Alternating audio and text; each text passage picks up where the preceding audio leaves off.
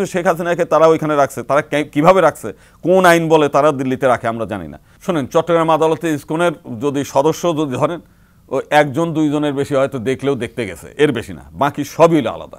এরা মানে ওই যে আমরা এসে দেখলাম, পেপারে দেখলাম ছাত্রলীগের নেতাদের ধরেছে, উপদেষ্টা অনেকগুলো নিয়েছে, তার মধ্যে একজন শুনেছি হিন্দু, সে কোন হিন্দু এইটা আমরা জানি না, বাংলাদেশের কোনো হিন্দুরাও জানে না।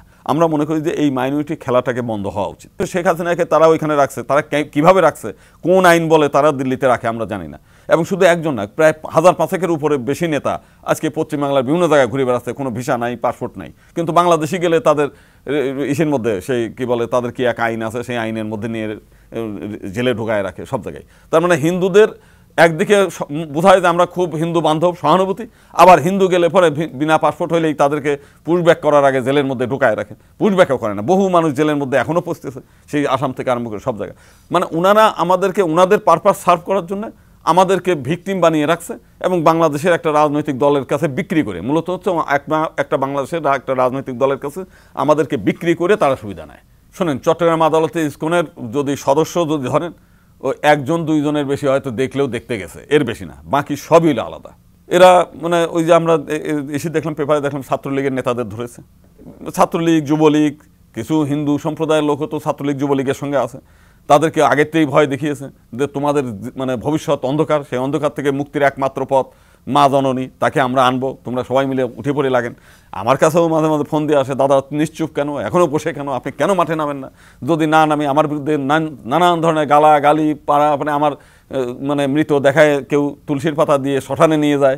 উপদেষ্টা অনেকগুলো নিয়েছে, তার মধ্যে একজন শুনেছি হিন্দু, সে কোন হিন্দু এইটা আমরা জানি না, বাংলাদেশের কোনো হিন্দুরাও জানে না।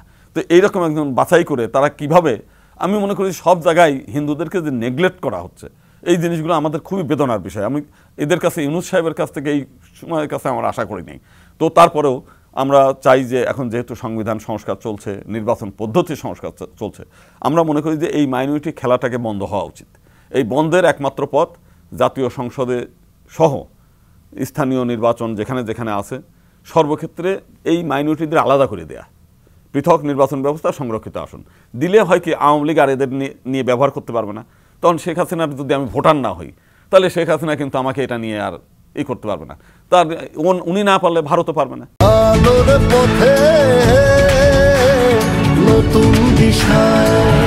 তার মানে হিন্দুদেরকে চিরস্থায়ীভাবে যদি এই দেশের একটা অসাম্প্রদায়িক চেতনা প্রতিষ্ঠা করতে হয় এবং এই ঝামেলার থেকে যদি রাষ্ট্রকে বাঁচাতে হয়, তাহলে এখনই সংবিধানের মধ্যে এই সেপারেট ইলেকটোরেট সিস্টেম, যেটা বাংলাদেশের ভারতবর্ষের মুসলিমরাই প্রথম দাবি করেছিল, তারা করেছিল এবং তারা সেই বিষয়টা সফল আমরা দেখেছি।